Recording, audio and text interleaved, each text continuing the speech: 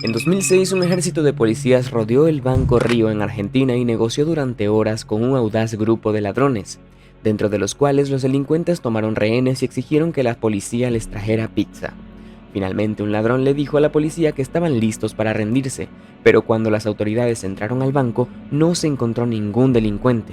Habían desaparecido sin dejar rastro, llevándose consigo $20 millones en efectivo y objetos de valor de cajas de seguridad. En 2006, el mayor atraco a un banco en Argentina tuvo lugar de una manera inteligente y complicada. Primero fue el líder, llamado Fernando Arago. El segundo fue el ingeniero de operaciones, Sebastián Bolster. El tercero fue Beto de la Torre, el financiero. Y el último fue Lewis Silanes, a quien llamaremos los violentos. Había otras dos personas que los ayudaron, pero sus identidades no fueron reveladas. La historia comenzó cuando el líder de la operación, Fernando, visitó a su psiquiatra y le reveló su deseo de robar un banco. El psiquiatra se sorprendió y supuso de que estaba bajo la influencia del cannabis, ya que Fernando era un canábico adicto. El psiquiatra preguntó, ¿de dónde sacaste esta idea? Fernando respondió, como sabes, soy un artista y siento que puedo hacer una obra maestra del robo. El psiquiatra volvió a preguntar, ¿y cómo piensas ejecutar esta operación? Fernando respondió, no tengo idea hasta el momento, pero he estado reflexionando tanto sobre esto que... El psiquiatra se descuidó del discurso de Fernando, pero este último pretendía robar un banco de manera que sería el atraco más grande y más inteligente en la historia de Argentina. Fernando solía caminar a diario por las calles de Buenos Aires, la capital argentina, tratando de descubrir posibles objetivos para su operación. Descubrió que el Banco Río era una sucursal de uno de los bancos más conocidos en una zona rica, lo que significaba que la mayoría de sus clientes eran ricos y depositaban todas sus cosas valiosas. En ese momento, Fernando planteó varias estrategias diferentes para llevar a cabo su operación. Las meditó y finalmente se le ocurrieron dos opciones. Primero, podían entrar armados al banco mientras estaba abierto, tomar el dinero y luego huir rápidamente antes de que llegara la policía. El inconveniente de esta estrategia es que no era segura y el botín sería modesto porque no tendrían tiempo suficiente para recolectar todo el efectivo y huir antes de que llegara la policía. El segundo método consistía en irrumpir en el banco mientras estaba cerrado a través de un túnel que conducía directamente a la bóveda. Sin embargo, debido a los sensores del banco y el sistema de alerta desarrollado, pronto quedarían expuestos. Este método también era riesgoso. Ambos métodos tenían el mismo nivel de riesgo, por lo que Fernando decidió optar por el método que podría otorgarle el botín más grande.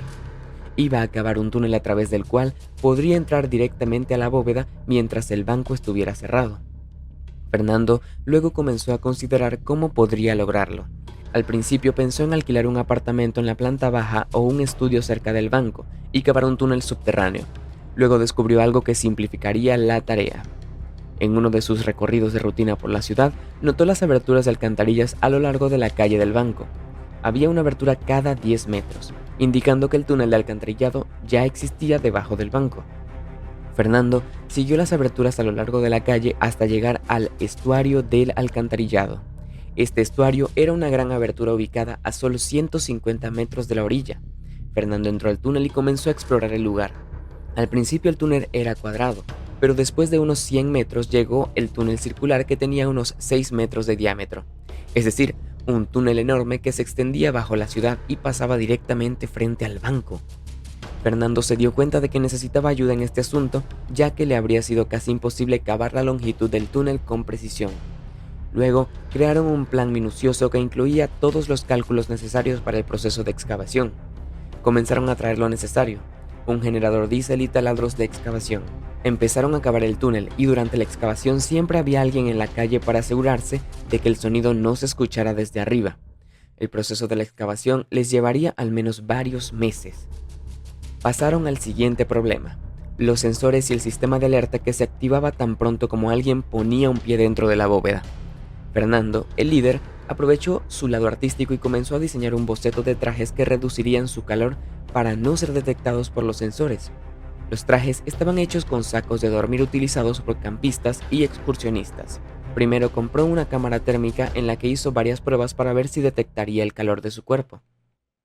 Esta idea le parecía un poco aterradora, ya que ser 4 personas en la bóveda cargando una gran cantidad de equipo, además del hecho de que tenían que permanecer dentro durante un largo periodo de tiempo para obtener todo el botín, seguramente serían detectados. En general, la idea no era nada segura y era muy arriesgada. Fernando, el líder, estaba molesto y pasó horas y horas pensando en una manera de entrar a la bóveda sin ser detectados. Un día se le ocurrió una idea loca. Fernando y su tripulación estaban planeando irrumpir en el banco a través del túnel mientras estaba cerrado. Descartaron la idea de un operativo de robo mano armada mientras el banco estuviera abierto, ya que la policía lo invadiría en unos minutos. La nueva idea de Fernando fue surgiendo: combinar los dos métodos, la irrupción por el túnel y el robo a mano armada. Es decir, en lugar de usar el túnel para entrar, lo usarían para salir, utilizando los sensores y alarma. Inutilizando los sensores y alarmas. La policía solo rodearía el banco desde afuera y no se daría cuenta de que los ladrones usarían un túnel para escapar. Fernando investigó en internet para ver si alguien ya había ejecutado un robo de esta manera y no encontró nada que indicara que la policía argentina lo esperaba. Informó a la tripulación de su nuevo plan y estaban asombrados y emocionados. Ahora tenían que agregar armas a la lista del equipo y a las finanzas. Fernando afirmó que él se encargaría de las armas, ya que era un gángster y tenía experiencia con ese tipo de cosas. Las armas usadas eran especiales y la historia revelaría qué las hacía especiales. Todo el proceso les llevó un año. Durante este tiempo se cavó el túnel y se construyó una pequeña presa dentro del túnel con el propósito de elevar el nivel del agua hasta cierto punto. Tenían la intención de usar pequeños botes de goma para transportar el botín. Después de eso discutieron cómo escapar. Inicialmente consideraron la posibilidad de escapar hacia el estero cloacal, pero pensaron que la policía bloquearía el camino una vez que se diera cuenta de lo que estaba pasando. El grupo empezó a considerar la ruta alterna que iba en dirección opuesta al estero. Encontraron que era preferible a la primera ruta, ya que tenía numerosas aberturas de alcantarillado espaciadas cada 10 metros a lo largo del túnel. Eligieron una en particular, a 200 metros de la orilla, y estacionaron la camioneta directamente encima de la abertura. Amigo mío, no ha pasado mucho tiempo desde que salí en la cárcel. Pasé 15 años, y esta no es la primera vez, dijo Lewis. Conozco todos tus trucos. Por favor, no te metas conmigo. Puedes lastimar a los rehenes. El comandante respondió: no te preocupes, no haremos nada. Solo libera a uno de ellos cada vez para mostrarnos tu buena intención. Lewis dijo nuevamente: te dimos al guardia. No seas codicioso. Somos los únicos responsables de determinar cuándo liberar a los rehenes. Adiós. Y luego colgó. De esta manera, Lewis demostró al comandante que era el líder de la negociación y lo obligó a pensar 2 veces antes de actuar. Eso es lo que los ladrones necesitaban: tiempo. Lewis y el comandante se mantuvieron en contacto y Lewis de vez en cuando inventaba algunas historias para distraer a la policía. Les dijo que llamaran a su abogado para negociar las condiciones de rendición y les dio el número de teléfono de uno de los rehenes. Cuando la policía llamó a ese número, Lewis cambió su tono de voz y respondió haciéndose pasar por el abogado. Dijo que estaba en camino a negociar. Este hombre era una maravilla. Pudo retrasar a la policía tanto tiempo como sus amigos necesitaban. Desafortunadamente, cuando las 2 horas se acabaron, Sebastián, el ingeniero, y Fernando, el líder, no lograron abrir el número objetivo de cajas de seguridad. Solo habían podido abrir 147 cajas de seguridad, y una herramienta hidráulica tuvo algunos problemas de calentamiento y no funcionó como esperaban. Pero aún así el botín que obtuvieron fue enorme, así que decidieron no correr más riesgos y seguir con el plan. Fernando, el líder, llamó a Lewis, el violento, y le dijo que era hora del plan de escape. En ese momento Lewis recurrió a sus trucos nuevamente y llamó al comandante.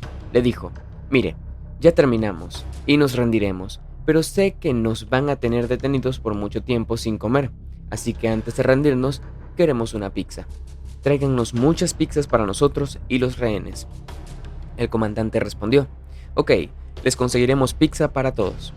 Pero Lewis estipuló que debería ser una pizza italiana original de un restaurante en particular, lejos del banco, para retrasarlos el mayor tiempo posible. El comandante aceptó su solicitud y le aseguró que lo harían conseguirles pizza en el restaurante que querían. Luego Lewis cortó todo tipo de comunicación con la policía. Él y Beto ordenaron a todos los rehenes que siguieran acostados boca abajo sin ningún movimiento y los amenazaron con disparar si alguien intentaba moverse. Al mismo tiempo la tensión aumentaba.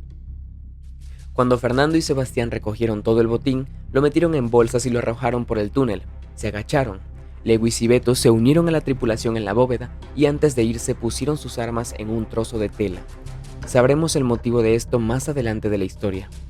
Cuando salieron del agujero, pusieron algo parecido a una bomba en él, colocaron el archivador en su lugar y bajaron inmediatamente por el túnel hasta sus botes de goma. Pusieron el botín en uno y se subieron al otro, siguiendo por el túnel de alcantarillado hasta llegar al agujero de donde planeaban escapar. Llevaron las bolsas de botín y subieron la escalera directamente a la camioneta sin ser notados. Se dirigieron a la casa segura, que ya habían preparado antes. Cuando llegaron a la casa pusieron la furgoneta en el garaje. Inmediatamente fueron a encender la tele para ver qué pasaba y si la policía los perseguía o no. Lo curioso es que hasta ese momento la policía aún no había irrumpido en el banco. Estaban viendo la tele relajados, como si estuvieran viendo una película esperando la reacción de la policía. Cuando se dieron cuenta de lo que estaba sucediendo exactamente después de traer las pizzas, el comandante intentó acercarse a Lewis, pero todos sus intentos fueron inútiles. Aquí, la policía se dio cuenta de que había llegado el momento de la redada. El comandante de la policía ordenó a las fuerzas especiales asaltar el banco y estar preparados para cualquier conflicto armado. Sin embargo, cuando la policía allanó el banco, no encontraron a nadie más que los rehenes. La policía no logró entender lo que estaba pasando. ¿Cómo escaparon estos ladrones? Se confundieron, asumiendo que los ladrones estaban escondidos entre los rehenes, por lo que los detuvieron a todos hasta que se confirmaron sus identidades. Finalmente, después de un periodo de búsqueda, descubrieron el agujero detrás del archivador. El problema fue que encontraron algo que parecía una bomba, por lo que se vieron obligados a llamar a la división de explosivos para examinar esa cosa, que al final resultó ser una bomba falsa. Todo esto estaba sucediendo y la tripulación estaba en su casa segura observando la televisión y celebrando su logro. Luego, todos tomaron su parte del botín al azar, lo cual era como una pequeña colina para todos, por lo que no podían calcularlo. Había dinero, oro y joyas. El banco estimó que el tamaño del botín alcanzaría los 19 millones de dólares. Por eso, esta operación fue catalogada como el atraco a un banco más grande en la historia de Argentina. Cuando se repartió el botín, el plan era que cada uno siguiera su camino y nunca más se volvieran a ver. Cada uno tomó su parte, se subió a su auto y se fue a una determinada dirección. Estaban felices, pero uno de ellos rápidamente perdería su felicidad y los demás serían perseguidos uno por uno. Era Beto, el financiero. Como saben, su esposa estaba al tanto del robo. Un día, cuando Beto regresó a casa, se dio cuenta de que una de las bolsas del botín estaba fuera de lugar. Descubrió que su esposa la abrió y que faltaba un gran paquete de dinero. Fue inmediatamente con su esposa y le preguntó si tomó parte del dinero. Ella respondió fríamente: sí, tomé 5 o 6 paquetes pequeños. 5 o 6 paquetes por un valor aproximado de $300,000. Beto le dijo a su esposa: estamos tratando de permanecer fuera de la vista. ¿Cómo te atreves a tomar una cantidad tan grande de dinero sin decirme? Quedaremos expuestos por tu culpa. Vito exigió a su esposa que le devolviera el dinero que había tomado. Después de una discusión, cuando ella se negó, la discusión se acaloró. Beto finalmente decidió esconder las bolsas de botín que tenía dentro de la casa en otro lugar. No tenía idea de que su esposa se enojaría tanto con él, que tan pronto como salió de la casa, ella fue a la comisaría y lo denunció, temiendo que la engañara y tomara su dinero para su amante. Imaginen que su arresto fue provocado por los celos. Beto, por otro lado, era devoto a su familia y no podía imaginarse dejándolos. Eventualmente, Beto fue arrestado y después del interrogatorio se negó a revelar las identidades de sus cómplices. Sin embargo, con la ayuda de su esposa y otras pruebas, como el rastreo telefónico, se revelaron las identidades de los 4 miembros de la pandilla y se emitieron órdenes de arresto en su contra. Aunque cada uno de ellos huyó en direcciones distintas, al final todos fueron atrapados y juzgados. Lo curioso es que no se encontró mucho del botín, porque los ladrones lo escondieron en lugares difíciles y no lo admitirían. Recibieron penas de prisión que iban de 9 a 15 años. Ninguno de ellos logró cumplir sus sentencias en su totalidad. Por lo contrario, como resultado de su buen comportamiento, fueron liberados temporalmente después de cumplir aproximadamente 2 años de prisión. Fernando y Sebastián recibieron 2 años de arresto domiciliario en sus propios hogares, mientras que Beto y Lewis, sin embargo, fueron encarcelados por periodos de tiempo más prolongado debido a sus crímenes anteriores. Tanto Lewis como Beto pasaron mucho menos tiempo que la sentencia original, 6 y 8 años respectivamente. La sentencia fue leve y las armas que emplearon fueron la causa principal de esto. ¿Recuerdan cuando dije que sus armas eran especiales y que las habían colocado allí antes de huir? Sus armas falsas e irreales fueron la causa. Imaginen que llevaron a cabo una operación tan masiva tomando como rehenes a oficiales de policías y fuerzas especiales y controlándolos con armas falsas. Esto es increíble. La explicación obvia para esto es que incluso si fueron capturados, el castigo sería muy diferente al de un robo a mano armada. Debido a esto, las sentencias fueron breves y también fueron liberados antes de tiempo. Lo extraño es que no se ha encontrado gran parte del botín, aunque no estamos seguros de si se llegó a un acuerdo en secreto con las autoridades para recuperar una parte considerable del dinero a cambio de una liberación anticipada o si se pagó a intermediarios. Estas son solo suposiciones. No tenemos idea de lo que ocurrió detrás de escena. Los clientes del banco recibieron una compensación del banco y de las compañías de seguros. Gracias por acompañarnos. Si te ha gustado este video, no olvides darle me gusta, compartir tus comentarios y suscribirte a nuestro canal para más historias fascinantes. Hasta la próxima.